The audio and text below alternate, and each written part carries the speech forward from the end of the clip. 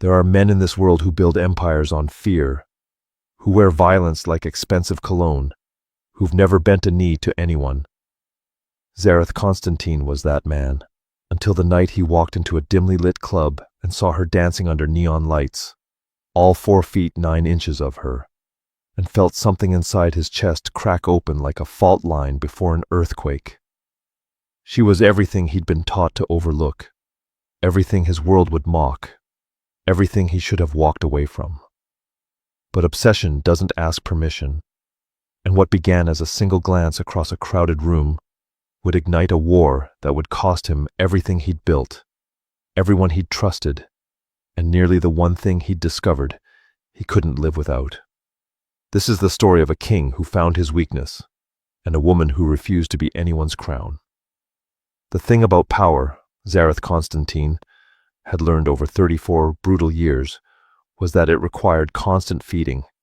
Like a beast chained in the basement of your soul, it demanded blood, loyalty, and the willingness to destroy anything that threatened its hunger. Tonight, that hunger had brought him to the Velvet Cage, a high-end gentleman's club in downtown Chicago that paid him protection money every month like clockwork. Zareth didn't typically visit the businesses under his umbrella. He had soldiers for that, lieutenants who collected and reported. But whispers had reached him about skimming, about the owner's growing confidence, about disrespect. Disrespect was a weed. You pulled it out by the roots, or it spread. He sat in the VIP section, a glass of bourbon untouched on the table before him. His second in command, Kirill, stood behind him like a well-dressed shadow, silent and lethal. The club pulsed with music, with bodies, with the desperate energy of people trying to forget their lives for a few hours. Zareth watched it all with the detached interest of a man who'd stopped feeling most things years ago. And then, the lights shifted. A single spotlight illuminated the main stage, and the energy in the room changed. Conversations died. Heads turned. Even the bartender stopped pouring mid-drink. She walked onto that stage like she owned every inch of it. Zareth's fingers, which had been drumming an absent rhythm on his knee, went still. She was a little person. He registered that immediately, clinically, the way he registered any detail that might be relevant. But that single fact dissolved into irrelevance within seconds, overwhelmed by the sheer presence she commanded. She wore crimson and black, leather and lace, and she moved with a confidence that seemed to bend the air around her. Her hair was a waterfall of midnight silk, and when she gripped the pole and spun, there was an athleticism, a strength, a deliberate artistry that demanded respect. Her name, the DJ announced, was Devora. She didn't smile the way the other dancers had. She didn't play coy or submissive or available. She danced, like she was daring the room to look away, like she knew they couldn't, like she held every person there in the palm of her small hand. Zareth's jaw tightened. He'd seen thousands of beautiful women, had taken some of them to his bed and forgotten their names by morning. Beauty was common in his world, easily bought, easily discarded. This wasn't beauty. This was something else entirely. This was power meeting power. When her eyes swept across the VIP section and locked with his, just for a heartbeat, Zareth felt it. That crack in his chest, that fault line splitting open. Her gaze didn't drop, didn't defer. She looked at him the way an equal might, with curiosity and challenge and absolutely zero fear. Then she spun away, and the moment shattered. "Boss," Kirill's voice came low near his ear. "The owner's here, ready to talk." Zareth didn't move. "Tell him to wait." He couldn't have explained why if someone put a gun to his head. He just knew that he wasn't leaving this chair, until her set ended, until he understood what the hell had just happened to him. The song built to its climax. Devora held a pose on the pole, suspended in defiance of gravity, her body a perfect arc of strength and grace. Bills rained onto the stage. Men shouted appreciation. And through it all, she maintained that same fierce, untouchable presence. When she finally descended and began collecting her money, Zareth made a decision that would change everything. Kirill, I want her brought to me. His second hesitated. The owner. Boss. The owner can wait. Zareth's voice went cold. Or he can bleed. His choice. Devora Thorne had 3 rules for survival in a world that constantly underestimated her. 1. Never apologize for taking up space. 2. Never let them see you as anything less than you are. 3. Never, ever get involved with the kind of men who wore violence like a second skin. She'd broken the first 2 rules, never. The third, she was about to shatter. When Marcus, the club's floor manager, approached her backstage with that nervous energy that meant trouble, Devora was counting her take for the night. 1,500. Not bad for a Thursday. Dev, there's someone who wants to meet you. She didn't look up. Tell him I don't do private shows. This isn't... Marcus swallowed. This is Zareth Constantine. Her hands went still on the bills. Every person who worked in Chicago's underbelly knew that name, knew what it meant. Zareth Constantine wasn't just connected to the Russian Mafia. He practically was the Russian Mafia in this city. People who crossed him disappeared. People who pleased him got rich. People who interested him. Well, that was the question, wasn't it? Devora looked up, meeting Marcus's eyes. And he asked for you, specifically, in the VIP lounge. Marcus looked genuinely frightened. Dev, you can't say no to this guy. Watch me. She turned back to her money, but her heart was pounding. She'd seen him out there during her set, sitting in the shadows like some dark prince surveying his kingdom. She'd felt the weight of his stare, different from all the others. Heavier, hotter, dangerous. Men like that wanted to own things, and Devora Thorne was nobody's possession. Devora, Marcus's voice dropped. Please, if you refuse, it reflects on the club, on all of us. Just talk to him. 5 minutes. She could hear the fear beneath his words, and damn it, she cared about Marcus, about the other dancers, about this job that let her live independently, that let her be seen as something other than a curiosity or a pity case. Fine. She stood, all 4 feet 9 inches of her, and grabbed her silk robe. 5 minutes. Then I'm out. Marcus looked relieved enough to kiss her. The walk to the VIP lounge felt like walking into a lion's den. Devora kept her spine straight, her chin up. She'd faced down handsy customers, aggressive drunks, and entitled assholes who thought her size made her vulnerable. She could handle one mafia boss, probably. The lounge was quieter, separated from the main floor by heavy curtains and better soundproofing. The music became a distant pulse, and there, in a leather chair that might as well have been a throne, sat Zareth Constantine. Up close, he was devastating. Sharp cheekbones, a jaw that could cut glass, dark hair swept back from a face that belonged on ancient coins. His suit probably cost more than her car. But it was his eyes that caught her, ice blue, intelligent, and fixed on her with an intensity that made her skin prickle. A mountain of a man stood behind him, clearly security. Devora Thorne. Zareth's voice was smooth, accented, dangerous. He didn't stand. Sit. I'll stand, thanks. She crossed her arms. You wanted to talk. Talk. Something flickered in those cold eyes. Surprise, maybe. Or interest. You know who I am. Everyone knows who you are, Mr. Constantine. Doesn't mean I'm impressed. The security guy tensed. Zareth held up, one hand, a small gesture that froze the bigger man in place. You should be. He leaned forward slightly. I could buy this club with pocket change. I could own you with a signature. You could try. Devora smiled, sharp and fearless. But I'm not for sale. So if that's what this is about, we're done here. She turned to leave. Wait. One word.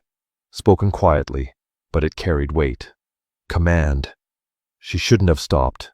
Every instinct screamed at her to keep walking. She stopped. I don't want to buy you. His voice had changed, lost some of its edge.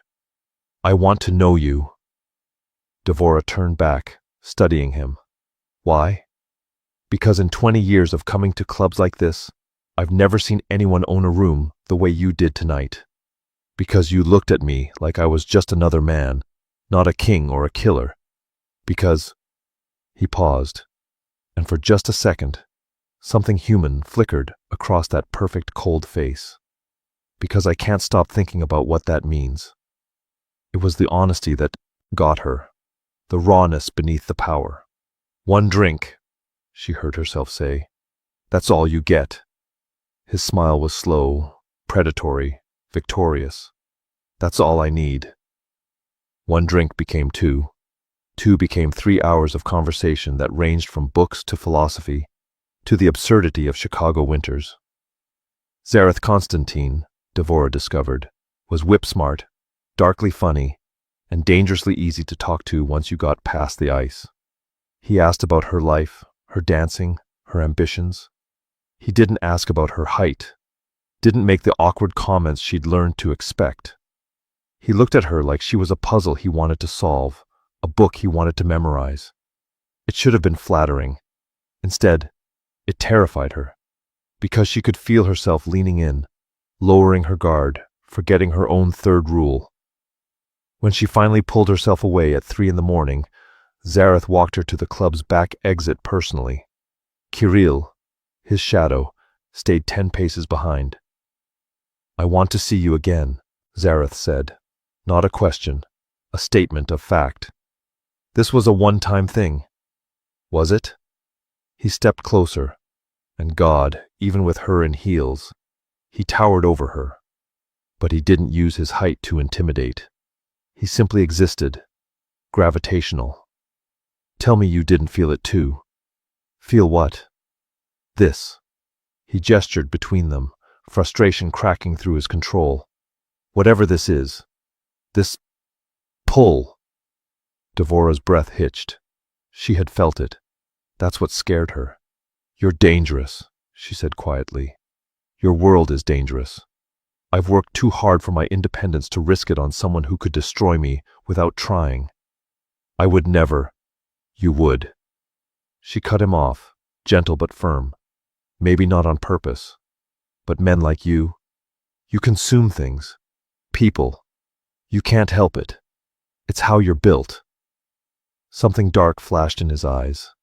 Pain, maybe, or recognition. What if I promised not to? I wouldn't believe you. She reached up, had to reach up, always reaching up, and touched his cheek. The gesture surprised them both. His skin was warm, and a muscle jumped in his jaw. But thank you for tonight, for seeing me as just me. She walked away before he could respond, before she could change her mind, before she could do something stupid like kiss him. She made it halfway to her car before she heard his voice call out, rough and raw. Devora! She didn't turn around. This isn't over. It should have sounded like a threat. Instead, it sounded like a promise. And that's what kept her awake for the rest of the night. Zareth Constantine didn't chase women. Women chased him, with their carefully styled hair and designer dresses and practiced seduction. He enjoyed them the way he enjoyed expensive wine, consumed them, appreciated them, forgot them. Devora Thorne had walked away from him, and 3 days later, he still felt the phantom touch of her hand on his cheek. It was unacceptable. Boss, the shipment from Brighton Beach is delayed, Kirill reported during their morning briefing. Customs is sniffing around. Zareth stared at the papers in front of him, unseeing. Handle it. Also, Victor wants to meet about the territory dispute. Handle it. Kirill paused. You want me to handle a sit-down with Viktor Sokolov? The man wants to carve up your South Side operations. Fine. Zareth looked up, irritated. I'll handle Victor. You handle customs. Anything else?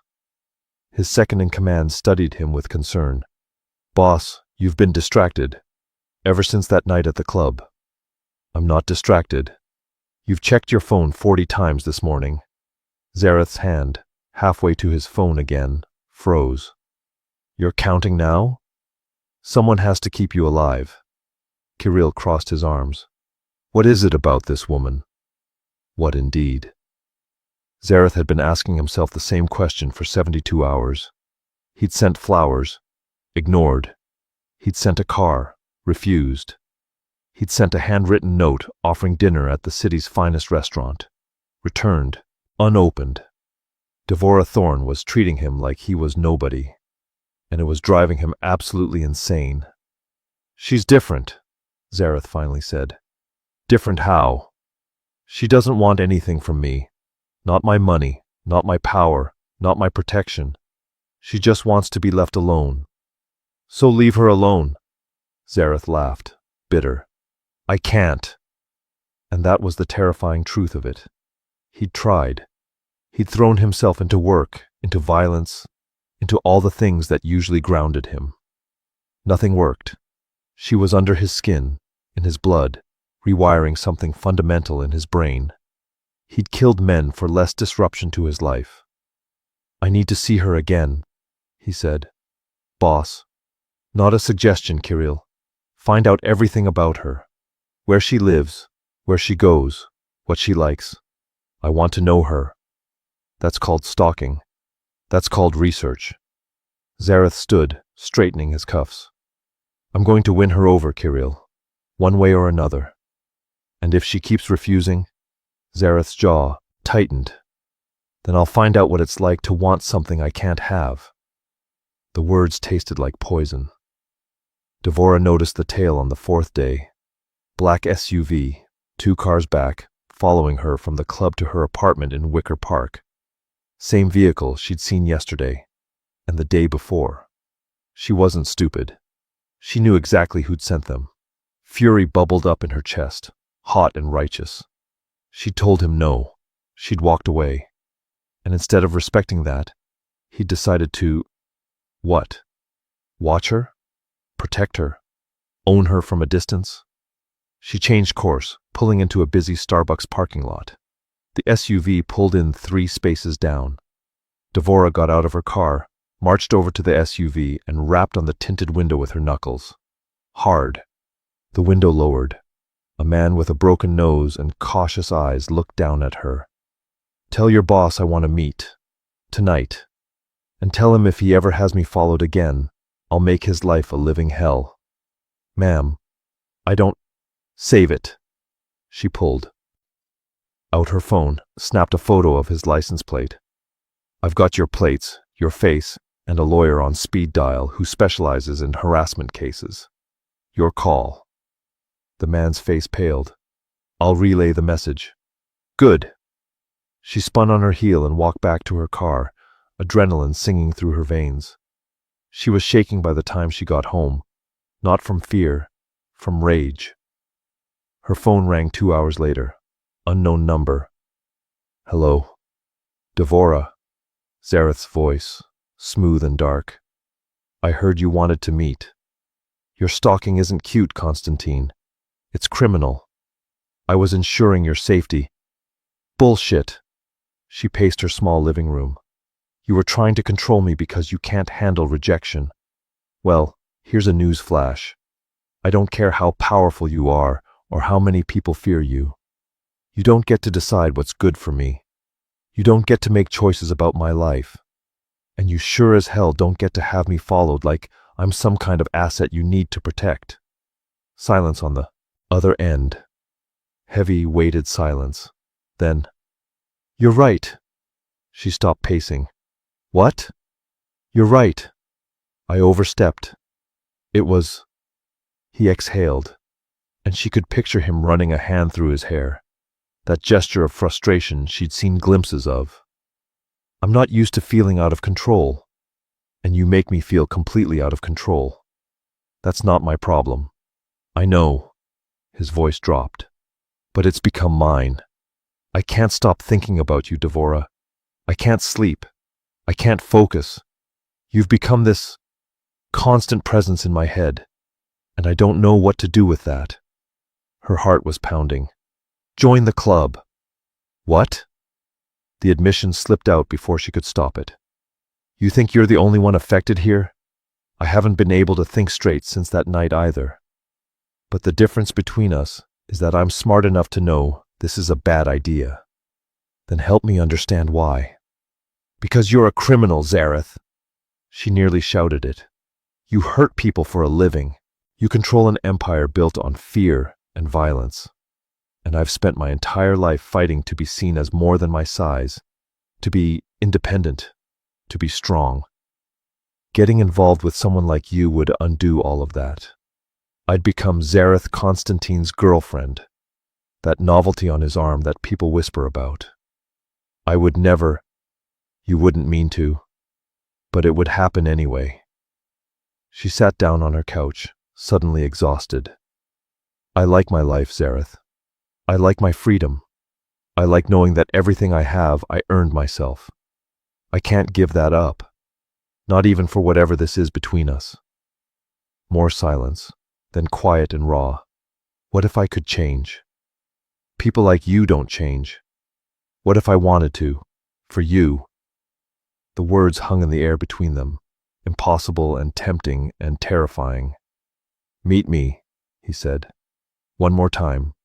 Let me show you that I can respect your boundaries, that I can be what you need.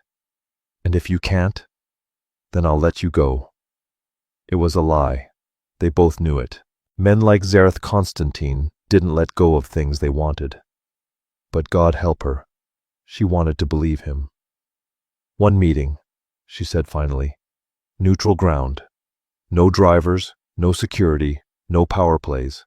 Just two people talking. Where? Millennium Park. Tomorrow. Noon. I'll be there. She hung up before she could change her mind, before she could acknowledge the fluttering in her chest that felt dangerously like hope. Zareth arrived at Millennium Park 15 minutes early, which was unusual for him. Punctuality was power, making people wait established dominance. But he found himself checking his watch every 30 seconds, scanning the crowds for a glimpse of midnight hair and fierce eyes. When Devora appeared, walking across the plaza in jeans and a leather jacket, he felt that same jolt he'd experienced in the club. She looked different in daylight, more real somehow, less untouchable, more devastating. She spotted him and walked over, chin up, guard up. No security? She asked.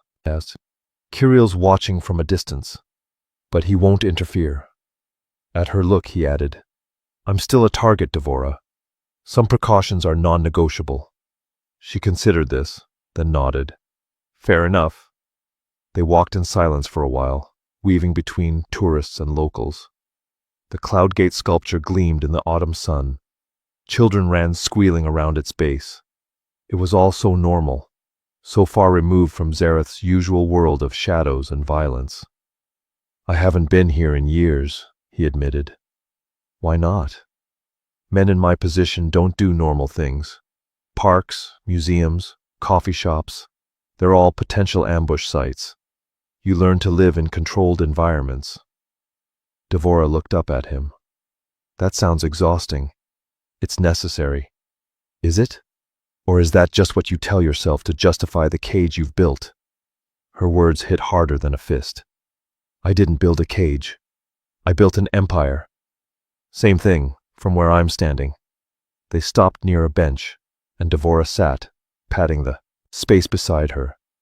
Zareth joined her, hyper-aware of how close they were, how small the space between them felt charged with possibility. Tell me something real, Devora said. Not the Mafia boss version. The real you. What makes you think there's a difference? Because I saw it that night at the club. When you laughed at my joke about Dostoevsky. When you admitted you'd never finished War and Peace. Because it made you feel inadequate. That was real. Zareth stared out at the Chicago skyline, weighing his words. I was 7 when my father brought me to my first execution. He wanted me to understand the cost of weakness, of mercy. The man being killed had stolen from us. Not much, barely enough to feed his family for a week. But my father said examples had to be made. Devora's hand found his without planning to, her small fingers threading through his larger ones. The touch was electric. I couldn't watch, Zareth continued, his voice rough. I closed my eyes. And afterwards, my father beat me until I couldn't stand. Said Constantine's don't flinch, don't feel, don't break. Zareth, I learned to watch without flinching, to hurt without feeling, to build walls so high that nothing could touch me. He looked down at their joined hands, marveling at the contrast. And then you walked onto that stage, and all those walls I'd spent decades building just crumbled, like they were never there at all. A tear slid down Devora's cheek. I'm not your redemption, Zareth. I can't fix you. I'm not asking you to. He turned to face her fully. I'm asking you to see me, the way you did that first night, not as a king or a killer, just as a man who's completely undone by you. This is insane. I know. It won't work. Probably not. Your world will eat us alive. Almost certainly. He cupped her face with his free hand, gentle, reverent. But I'm drowning, Devora, and you're the only solid ground I've found in years. So tell me to walk away, and I'll try. Tell me you feel nothing, and I'll believe you. But if there's even a chance... She kissed him, rose up on the bench, pulled his face down to hers, and kissed him with a fierce intensity that stole his breath. It was a kiss full of frustration and desire and fear and inevitability. A kiss that tasted like surrender and defiance all at once. When they broke apart, both breathing hard, Devora's eyes were wet. I feel it too, she whispered. God help me, I feel it too. Zareth's arms came around her, careful of her size, but desperate to hold her. Then let me try. Let me prove I can be what you need. And if you can't? He pressed his forehead to hers. Then I'll have tried. That's more than I've done for anything else in my life. It was reckless. It was dangerous. It was probably going to destroy them both. But as Devora nodded against his chest, as Zareth held her like she was the only real thing in his world, neither of them could bring themselves to care. The next 3 weeks existed in a bubble. Zareth carved out time from his empire to take Devora to art museums, to quiet restaurants where he'd bought out entire sections for privacy, to late-night drives along Lake Michigan where they talked until dawn. He learned everything about her love of obscure poetry, her secret addiction to terrible reality TV, the way she hummed when she was concentrating on something. Devora learned him too. Learned that, beneath the ice-cold exterior was a man who quoted Pushkin, who loved old jazz, who felt everything deeply but showed nothing. She learned his tells, the slight tightening of his jaw when he was angry, the way his accent thickened when he was passionate about something, the rare, genuine smile that transformed his entire face. They kept it secret. Her friends at the club didn't know. His organization didn't know. It was their own private world, separate from everything else. It couldn't last. The first crack appeared on a Tuesday. Devora was leaving her apartment for an evening shift when she noticed the same black car that had followed her weeks ago. Her stomach dropped. She'd made Zareth promise. No surveillance, no guards, no interference in her normal life. She called him immediately. You're having me followed again. No, I'm not. His voice was sharp with concern. Where are you? Outside my building. Black sedan. 2 men inside. Get back inside. Now. Command mode. The voice that expected instant obedience. Don't tell me what to... Devora. Those aren't my men. Get inside and lock your door. Her blood went cold. She turned and ran for her building, fumbling with her keys. Behind her, she heard car doors opening. Who are they? She gasped into the phone, finally getting inside and slamming the door. Competition. Someone who wants to hurt me by hurting what's mine. I'm not yours. Not the time for semantics. She could hear him moving, shouting orders. Stay on the phone with me. I'm 10 minutes away. Zareth, I'm scared. His voice softened. I know, Malaya. But you're safe in your building. Your locks are good. And I'm coming for you. Those 10 minutes felt like hours.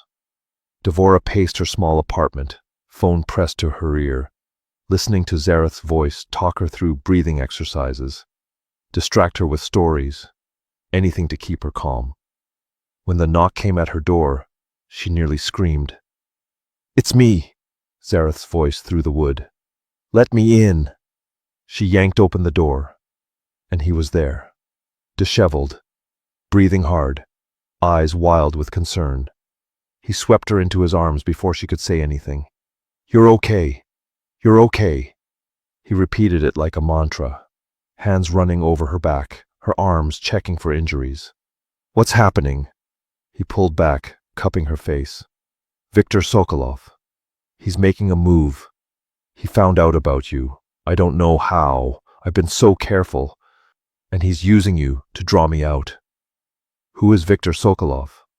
Someone who wants my territory, my power, my life. Zareth's jaw clenched. And now he wants to take you from me to prove he can. Devora's mind raced. This is what I was afraid of. Your world bleeding into mine. I know. I can't live like this, Zareth. Constantly looking over my shoulder, wondering if someone's going to hurt me to get to you. You won't have to. His voice went cold, lethal. I'm going to end this. Tonight. What does that mean? It means Viktor Sokolov is going to learn what happens when you threaten what belongs to me. I don't belong. He kissed her, hard and desperate. You do. Whether you want to admit it or not, you're mine. And I protect what's mine. Before she could argue, he pulled out his phone.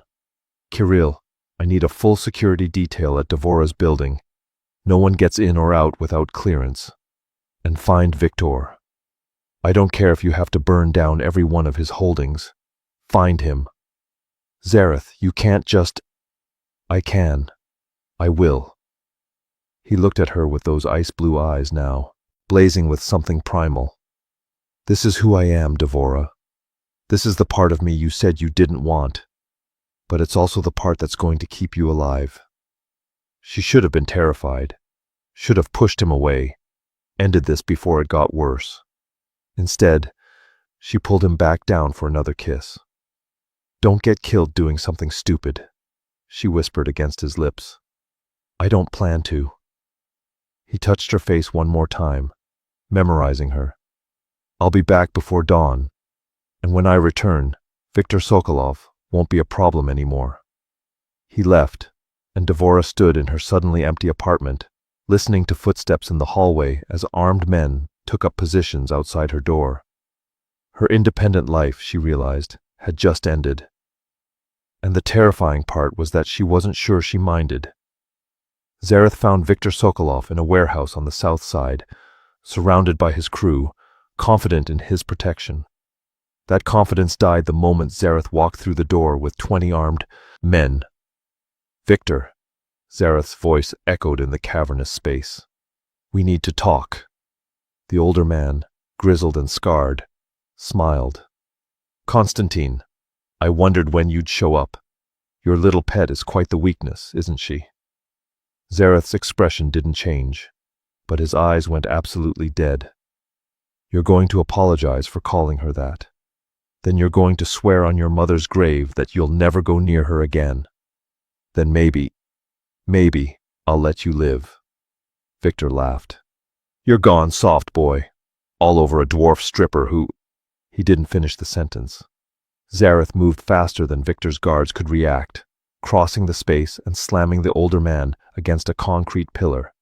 His hand wrapped around Viktor's throat, cutting off air. Say another word about her, Zareth said quietly, and I'll tear out your tongue and feed it to you. Victor's men raised their weapons. Kirill and Zareth's soldiers raised theirs faster. You want a war? Zareth's grip tightened. I'll give you a war, but understand this. You threatened her. You made this personal. And I will burn down everything you've built. I will destroy everyone you care about. I will make you beg for death before I grant it. Not because of territory or money or power, but because you made the mistake of thinking she was a vulnerability instead of the only thing that matters. He released Victor, who gasped for air and stepped back. You have 24 hours to leave Chicago. Take your crew, your operations, everything. If I see you or any of your men in my city again, there won't be a conversation. There'll just be bodies. You can't, Victor wheezed. I can. I just did. Zareth turned to leave, then paused. Oh, and Victor, the men you sent to her building, they're already dead. I had them dealt with on my way here. Their families will receive generous compensation for their loss. But you get nothing but my mercy, which you don't deserve. He walked out, leaving Victor alive, but broken, his power shattered by a single declaration. By the time Zareth returned to Devorah's building, dawn was breaking. He was exhausted, running on adrenaline and something darker.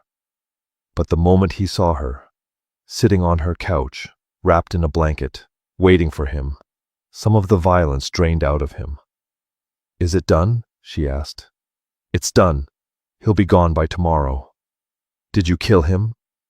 Zareth hesitated. No, but I wanted to. God, I wanted to. Devorah stood, crossing to him. Even with the height difference, she radiated strength. Thank you for not becoming that for me. I became worse things for you tonight. I know. She took his hand, led him to the couch. Tell me. So he did. He told her everything, the threats he'd made, the violence he'd enacted, the line he'd crossed from powerful to monstrous. He waited for her to flinch, to pull away, to finally see him as the monster he was. Instead, she climbed into his lap, her small frame fitting against his larger one, like they were made for each other. I see you, she said. All of you. The good, the bad, the terrifying. And I'm still here. Why? Because you're still here. Because when you could have killed him, you chose mercy. Because you came back to me covered in blood and let me see it all instead of hiding it. She touched his face, gentle. Because beneath all the violence and control, you're just a man who's never been allowed to feel anything. And with me, you feel everything. Zareth pulled her closer, buried his face in her hair. I love you. The words fell out before he could stop them, raw and real and terrifying. Devorah went still. Then, say that again. I love you. I'm completely, insanely, obsessively in love with you. And I know that's probably too much, too fast, too intense. But She kissed him, stopping the words. When she pulled back, her eyes were wet. I love you too. Even though it's crazy. Even though it terrifies me. Even though your world is dangerous and mine is too small and we're probably going to destroy each other. We might save each other instead. She laughed, watery. You're an optimist now? Only when it comes to you. They fell asleep on her couch, tangled together. Two broken people who'd found something whole in each other. Outside, Zareth's men kept watch. And somewhere across the city, Viktor Sokolov packed his bags and left, knowing that Zareth Konstantin had found something more dangerous than power. He'd found something worth dying for. The thing about loving a Mafia king, Devorah discovered, was that it meant everyone else wanted to dethrone him. In the 3 months following Victor's exile, Zareth's world became her world. She moved into his penthouse, not because he demanded it, but because her apartment had been compromised, and she was practical if nothing else. She met his inner circle, endured their skepticism and occasional condescension, and slowly won them over through sheer force of personality. Kirill, was the first to crack. She found him in Zareth's study one night, going over shipment manifests, and simply started asking questions. By dawn, they'd reorganized the entire logistics system, saving the organization millions. "You're terrifying," Kirill had said, respect evident. No wonder he's obsessed. But it wasn't all strategy sessions and grudging respect. There were gala events where Devora felt every stare, every whisper.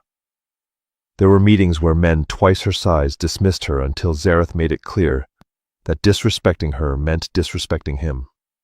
There were nights when the violence of his world came home with him, when she'd find him in his office, staring at his hands like they belonged to a stranger. Those nights, she'd climb into his lap and hold him until the ghosts retreated. "I'm ruining you," he said one night, voice rough. "Or I'm saving you." She traced his jawline. Perspective matters. But the cage was closing in, slowly, inevitably. She'd stopped dancing at the velvet cage, partly for safety, partly because Zareth's enemies would have used it against him. She told herself it was temporary, that she'd go back once things settled. But things never settled in Zareth's world. Her friends from the club stopped calling as much. Her independence, the thing she'd fought so hard for, was slipping away, bit by bit, traded for security and love, and a man who looked at her like she was his entire world. Most days, it felt worth it.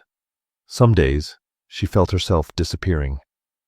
"I need space," she told him one morning over coffee. Zareth looked up from his newspaper, immediately alert. "What kind of space?" "Not from you. From this." She gestured at the penthouse, the armed guards outside, the gilded cage their love had become. "I want to go to a bookstore, alone, without security, like a normal person. That's not safe." "I don't care." His jaw tightened. "I do. Victor's gone, but there are others, always others." "So what? I just stay locked up, here forever?" "Until the threats are neutralized, yes." Devora stood, fury bubbling up. "You don't get to make that call for me, Zareth." "I do when your life is at stake." "My life? Or your peace of mind?" She crossed her arms. "Because from where I'm standing, this feels less like protection and more like possession." He stood too, frustration evident. "That's not fair." "Isn't it? You've slowly taken over every aspect of my existence. Where I live, where I go, who I see. You say it's for my safety, but it's also about control, about knowing where I am every second, about not being able to handle the thought of me out in the world without you watching. Because the world is dangerous." His accent thickened. "Because there are men out there who would hurt you just to prove they can. Because losing you would destroy me, and I can't, I won't, risk it. Even if keeping me safe means keeping me caged." The question hung between them, heavy and painful. Zareth's shoulders sagged. "I don't know how to love you without protecting you. I don't know how to let you be free when every instinct I have screams to keep you close, keep you safe, keep you mine." Devora's anger softened. She crossed to him, took his hands. "I know, and I know this isn't easy for you. But Zareth, if you love me the way you say you do, you have to trust me to make my own choices, even if they scare you, even if they put me at risk. What if something happens? Then something happens, but at least I'll have lived on my own terms." He pulled her close, resting his chin on top of her head. "You're asking me to go against every protective instinct I have. I'm asking you to love me as an equal, not as something to guard. You are my equal. You're everything. Then prove it. Let me breathe." It took him a long moment, but finally he nodded. "Okay, but you take Kirill as a compromise. He stays back, gives you space, but he's there if something goes wrong." It wasn't perfect, but it was something. Deal. That afternoon, Devora walked into a bookstore in Lincoln Park, Kirill trailing 30 feet behind, and for the first time in months, she felt like herself again. She bought a stack of poetry books and a terrible romance novel, and when she returned to the penthouse, Zareth was waiting. "Thank you," she said. "For what?" "For trying." He pulled her into his arms. "I'll always try for you, even when it kills me." And she believed him. But neither of them realized that their attempt at normalcy had been noticed, that dangerous eyes were watching, that the worst threat wasn't from Zareth's rivals, but from something closer to home. The betrayal came from within. Alexei Konstantin, Zareth's cousin and third in command, had watched Zareth's descent into obsession with growing resentment. In their world, weakness was death, and love was the ultimate weakness. Zareth had become distracted, soft, making decisions based on a woman instead of profit and power. It was unacceptable. More than that, it was an opportunity. Alexei had been building his own network for years, waiting for the right moment to make his move. Zareth's obsession with Devora was that moment. All he needed was to remove her from the equation, and Zareth would either shatter, making him easy to overthrow, or rage so hard that he'd make mistakes. Either way, Alexei won. Family, Alexei believed, was often the greatest liability. He made his move on a Thursday. Devora was at a medical appointment. Regular checkup. Nothing unusual. Kirill waited in the lobby, as had become their routine. She'd fought for this small piece of independence, and Zareth had reluctantly agreed to let her have privacy during doctor's visits. That privacy became a vulnerability. Alexei's men struck in the parking garage, fast and professional. Kirill heard the scuffle through his earpiece, but by the time he reached the garage, Devora was gone, and two of Alexei's men were dead. She'd fought back. Of course she had. Kirill called Zareth immediately. "Boss, we have a situation." Zareth's world stopped. Not slowed, not paused. Stopped completely, like someone had reached into his chest and physically stopped his heart. "What kind of situation?" "Devora's been taken. Parking garage. Professional hit. 2 dead attackers. No sign of her or the extraction team." The phone cracked in Zareth's grip. "When?" 17 minutes ago." 17 minutes. She'd been in enemy hands for 17 minutes, and every second was another second of terror, another second of violence, another second where she might be. He couldn't finish the thought. "Lock down the city," he said, his voice devoid of emotion. Feeling would come later. Right now, he needed to be the killer he'd trained to be. Every contact, every asset, every person who owes me a favor. Find her, and find out who's responsible. Already working on it. Boss. Kirill hesitated. "The attackers were ours." "What?" "Our people. Our organization. This is internal."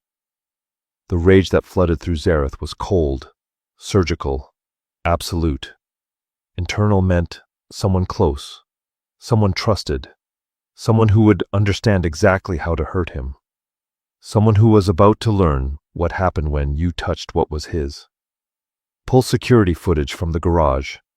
Cross-reference with our personnel files. I want a name within the hour." "On it." Zareth stood in his office, surrounded by luxury and power, and felt completely helpless. Somewhere in this city, Devora was terrified, maybe hurt, maybe... His phone rang. Unknown number. He answered. "Who is this?" "Cousin." Alexei's voice, smug and satisfied. "We need to talk." "Where is she?" "Safe, for now. Whether she stays that way depends entirely on you." Zareth's free hand clenched into a fist. "What do you want?" "Your empire, your operations, your seat at the table. Sign it all over to me. Walk away from the family business, and I'll give her back unharmed." "You're insane." "I'm ambitious. There's a difference." Alexei chuckled. You've gone soft, Zareth. This is what happens when you let a woman distract you from what matters. Power is what matters. Territory is what matters. She's just collateral. If you hurt her, you'll what? You'll kill me. Your own blood. Alexei's voice hardened. You've got 24 hours to decide. Your empire for her life. Choose wisely, cousin. Because if you come after her, if you try to find her, I'll send her back to you in pieces. The line went dead. Zareth stood frozen for 10 seconds. Then he threw the phone across the room, with enough force to shatter it against the wall. Kirill burst into the office. Boss, I heard. It's Alexei. Zareth's voice was eerily calm. He has her. He wants my empire in exchange for her life. What are you going to do? Zareth looked at his second-in-command, and Kirill actually stepped back at what he saw in those ice-blue eyes. Pure, undiluted murder. I'm going to find her. I'm going to kill everyone standing between us. And then I'm going to make Alexei beg for the mercy I won't give him. Zareth grabbed his coat. Assemble the entire organization. Call in every favor we're owed. I want Alexei's location within 6 hours. And if he kills her when he realizes we're coming? Zareth's smile was terrifying. Then I'll kill him slowly. So slowly that death will be a relief he never reaches. Boss, there's another option. You could give him what he wants. No. The word was absolute. I'll burn down my entire empire before I negotiate with someone who took her. She's not collateral. She's not leverage. She's everything. And anyone who doesn't understand that is about to learn a very painful lesson. Kirill nodded, understanding. I'll make the calls. As his second left, Zareth walked to the window, looking out over the city he'd conquered, the empire he'd built. None of it mattered. Not the power, not the money, not the fear, or respect, or legacy. There was only Devora, only getting her back, only making sure she knew that he'd tear apart the world to keep her safe, even if it meant destroying himself in the process. Devora came to consciousness in darkness. Her head throbbed. Her wrists were zip-tied behind her back. She was sitting in a chair in what felt like a basement, cold concrete under her feet, damp air, distant sound of traffic. She'd been in tight situations before, dealt with handsy customers and aggressive drunks. But this was different. This was targeted, professional. This was because of Zareth. She's awake. A voice from the shadows, male, unfamiliar. A light clicked on, blinding her momentarily. When her vision adjusted, she saw 3 men. 2 were obvious muscle, thick necks, dead eyes, guns visible. The third was different, well-dressed, younger, with features that reminded her of, "You look like him," she said. "Zareth. Your family." The man smiled. Alexei Constantine, his cousin, and the man who's going to use you to take everything he has. Good luck with that. Confidence. I like it. Alexei crouched in front of her, studying her face. You're really quite small, aren't you? I can see why he's obsessed. You're exotic. Different. Like a rare pet. Devora's jaw clenched. I'm not a pet. No? Then what are you? His equal? Alexei laughed. Please. You're a stripper. He became infatuated with. A novelty. The moment he gets bored, you're gone. You don't know anything about us. I know he's making you into his weakness. I know he's distracted, soft, making mistakes. I know that in our world, that kind of weakness gets you killed. Alexei stood. So I'm doing him a favor, really. Removing the distraction, allowing him to focus on what matters. By kidnapping me, by giving him a choice. You or his empire. We'll see what he really values. Devora's stomach dropped. He won't choose. He'll come for both. Then he'll lose both. Alexei shrugged. Either way, I win. If he gives up his power, I take it. If he comes after you, I kill you and use his rage to destroy him. Simple mathematics. You're underestimating him. Am I? Or are you overestimating how much you matter? Alexei headed for the door, then paused. For what it's worth, I don't want to hurt you. You're just in the wrong place, with the wrong man, at the wrong time. But if Zareth forces my hand, I'll do what's necessary. He left, taking his guards with him. The door locked with an ominous click. Devora sat in the darkness, mind racing. She knew Zareth would be tearing apart the city looking for her, knew he wouldn't negotiate, knew he'd come for her with everything he had. The question was whether she'd still be alive when he arrived. She tested the zip ties, feeling the bite of plastic against her wrists. Too tight to slip. She'd need something sharp, or... Wait. Her heels. They'd taken her phone, her purse, but they'd left her wearing her boots. And sewn into the heel of her right boot was a small knife, installed there years ago when she'd first started dancing in rough clubs. It took 15 minutes of painful contortion to position herself so she could reach the boot, another 10 to extract the knife without dropping it. By the time she had the blade against the zip ties, her shoulders screamed in protest. But Devora Thorne had spent her life adapting to a world not built for her. She was patient. She was resourceful. And she sure as hell wasn't going to sit around waiting to be rescued. The zip tie snapped. Her hands were free. Now she just needed to figure out where she was, how many guards were outside, and how to get a message to Zareth before Alexei decided she was more trouble than she was worth. She stood, quietly testing the door. Locked, as expected. But the basement had a small window near the ceiling, grimy and barred, but potentially useful.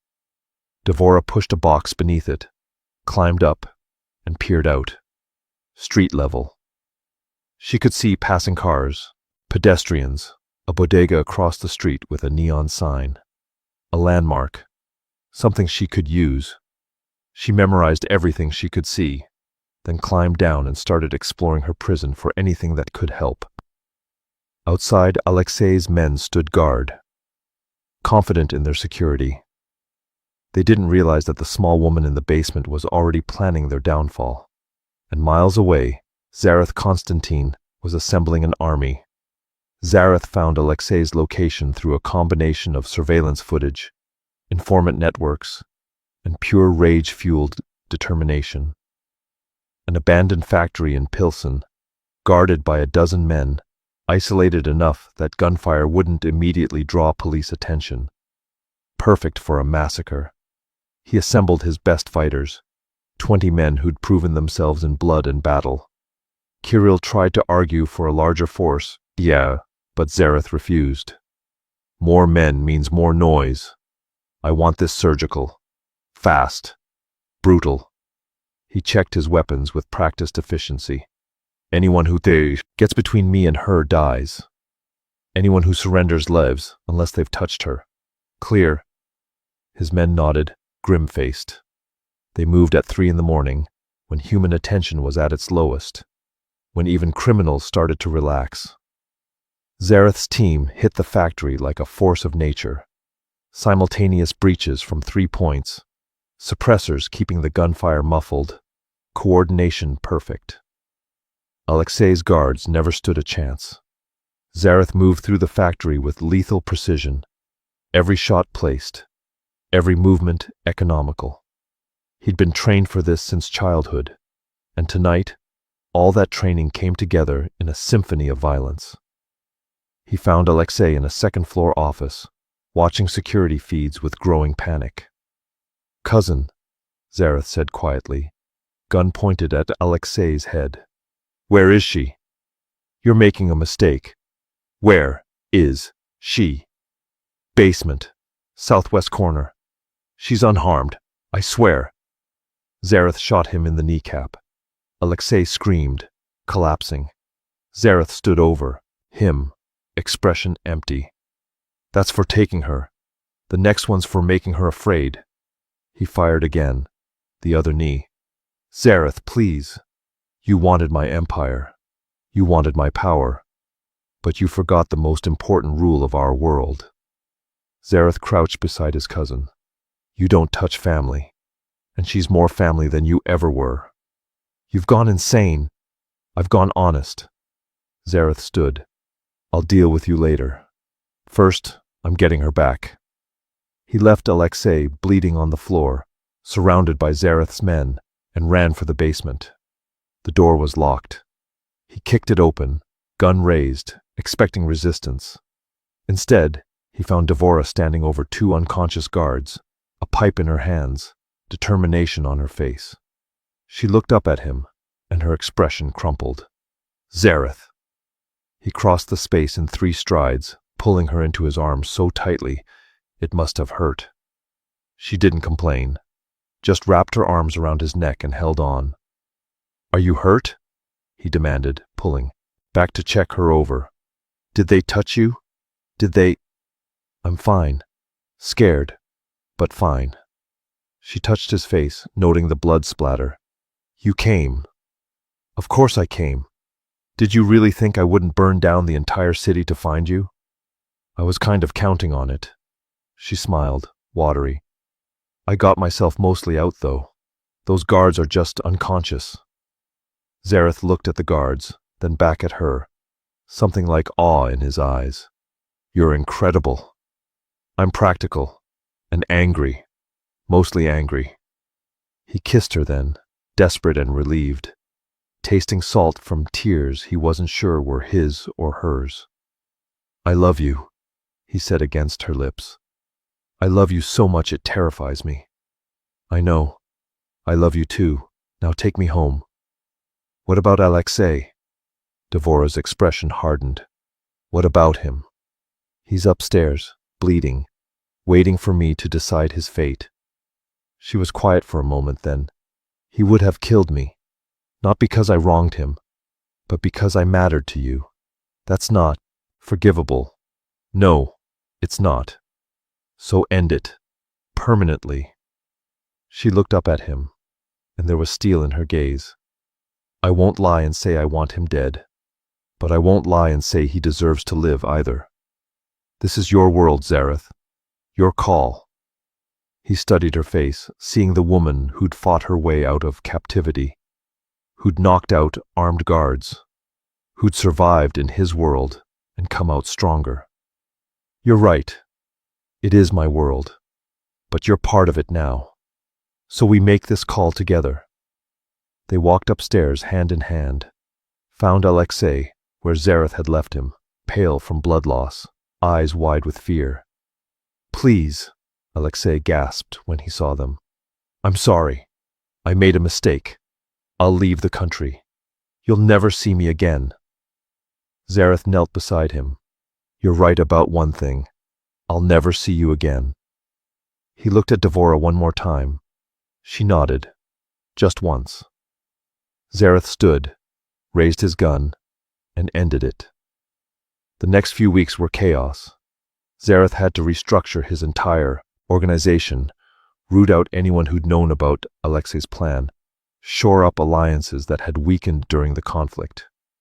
It meant long days, violent nights, and the constant reminder that his world was built on blood. But through it all, Devora was there. She sat in on meetings, offering insights that surprised his lieutenants. She reorganized his security protocols, implementing systems that accounted for threats they'd never considered. She proved time and again that she wasn't just Zareth's weakness. She was his strength. One night, 3 weeks after Alexei's death, they sat on the penthouse balcony, looking out over Chicago. Zareth had a rare moment of quiet, and Devora was curled against his side. Do you regret it? He asked. Getting involved with me? My world? She was quiet for a long moment. I regret the fear, the kidnapping, the constant awareness that someone might try to hurt you through me. But do I regret loving you? No, never. Even though I'm a monster? You're not a monster. You're a man shaped by monsters who's trying to be better. She tilted her head to look up at him. You think I don't see it? The way you've changed since we met? The way you question your own violence now? The way you try to find other solutions before resorting to bloodshed? I still killed Alexei. He would have killed me. That's not monstrosity. That's protection. There's a thin line between the two. Then we'll walk that line together. She took his hand. I'm not naive, Zareth. I know what you are, what you do, but I also know you're trying, and that's enough for me. He pulled her closer, breathing in her scent, grounding himself in her presence. I want to marry you. The words surprised them both. Devora pulled back, eyes wide. What? I want to marry you. Make you mine in every way that matters. Build a life that's ours, not just mine with you in it. He cupped her face. I know it's probably too fast, too intense, too much, but I've never been more certain of anything in my life. Zareth. She was crying now, happy tears. You're insane. I'm aware. This won't be easy. Your world will always be complicated. People will always underestimate me, talk about us, question why you chose me. Let them talk. Let them question. I know why I chose you. You're the strongest person I've ever met. You make me want to be better. You see the man beneath the monster and love him anyway. Devora laughed through her tears. You're really bad at proposals. Is that a no? That's a yes, you ridiculous man. Yes, I'll marry you. Yes, I'll build a life with you. Yes to all of it. He kissed her then, gentle and reverent, and for the first time in his life, Zareth Constantine felt something other than power or fear or rage. He felt hope. The wedding was small, private, held in a garden in Lincoln Park with only their closest people present. Kirill stood as best man, still gruff but secretly pleased. A few of Devora's friends from her old life attended, tentatively accepting this new reality. When Devora walked down the aisle in a custom dress that made her look like midnight and starlight, Zareth's infamous control cracked completely. Tears slid down his face. Unchecked, unashamed. She was his. Finally, completely, legally his. And he was hers. The vows they wrote were simple. Zareth promised to protect her, love her, and never cage her.